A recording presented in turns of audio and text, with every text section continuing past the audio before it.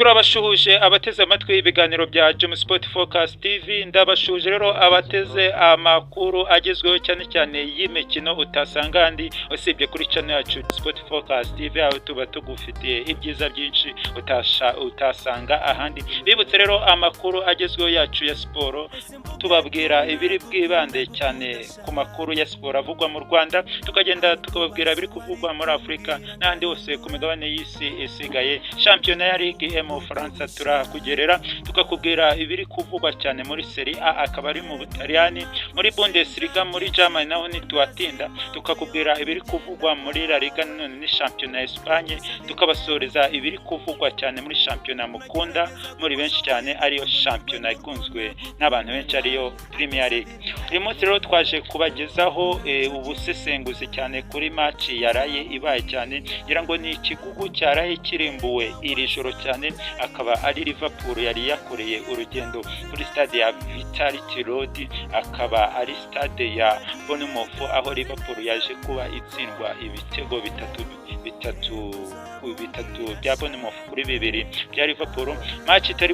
Match itari yoroshye cyane. Ikipe ya Liverpool yagaragaje imbaraga nyinshi, ariko ikipe ya Bournemouth kubera attack yayo gucongera no kuri counter attack yaje kuba biyifasha kubona amanota 3 iza kuyacyura. Iyi match uko byagaragaraga, umutoza Arne Slot yagaragaje imbaraga nyinshi cyane, ashyiramo Igor Ekitike ni rutazamu yaguze cyane, umeze neza cyane, ariko byaje kuba birangira ikipe ya Liverpool ibuze amanota 3 nyuma yuko yaje gutsinda umukinnyi bita Szoboszlai,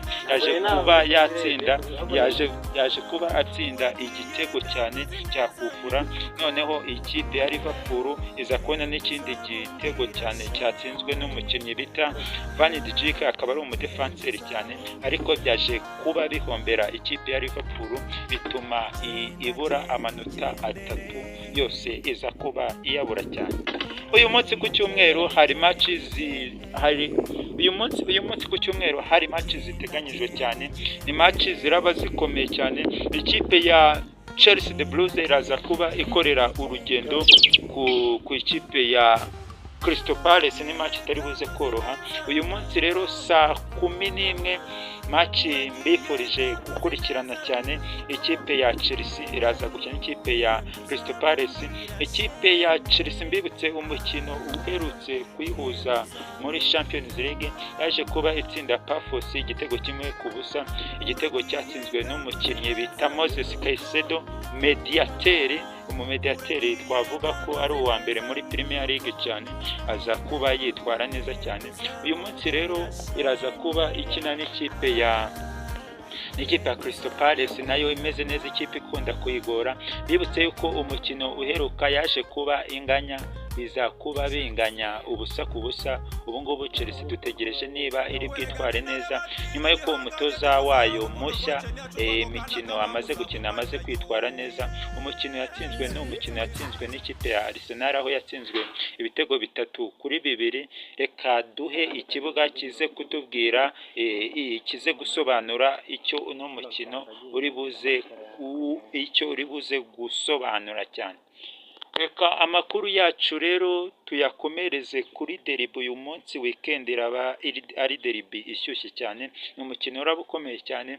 Ikipe ya Arsenal kuri Emirates Stadium iraza gukina n'ikipe ya Manchester United, match itari buze koroha, aho dutegereje ese ikipe ya Arsenal irakomeza itsinde ishyiremo gap hagati yayo n'amakipe bihanganiye igikombe, ariyo Manchester City yaje kuba na weekend yitwara neza igatsinda.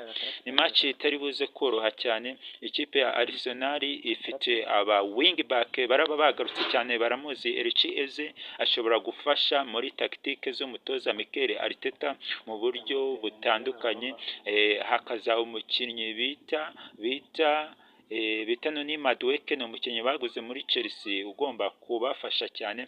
Bukayo Saka nawe araba hari ameze neza, ukongeraho na mediateri Declan Rice nawe araba ameze cyane, ameze neza, ashobora kuba yafasha ikipe ya Arsenal mu buryo butandukanye cyane. Bashyiraho ba Gyökeres umukinnyi bita Gabriel Jesus. Ikipe ya Arsenal rwose uyu munsi iraza kuba yatsinda, bize kuba byayiha amahirwe cyane, nubwo iraba ihanganye na adversary wabonye umutoza mushya Michael Carrick ariwe utoza ikipe ya Manchester United.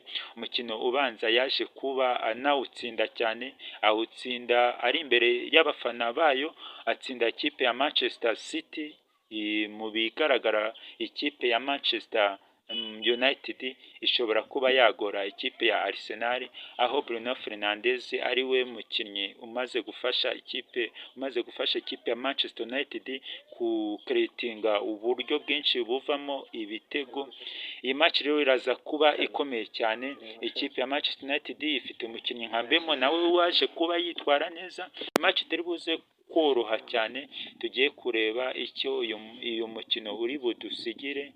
Nkanjye Santos Cliff ndi kubona uyu mukino ikipe ya Arsenal yakwitwara neza cyane, amanota 3 ikaza kuyabona.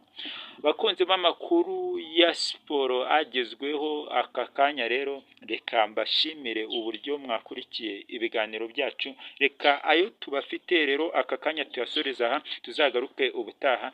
Jabless.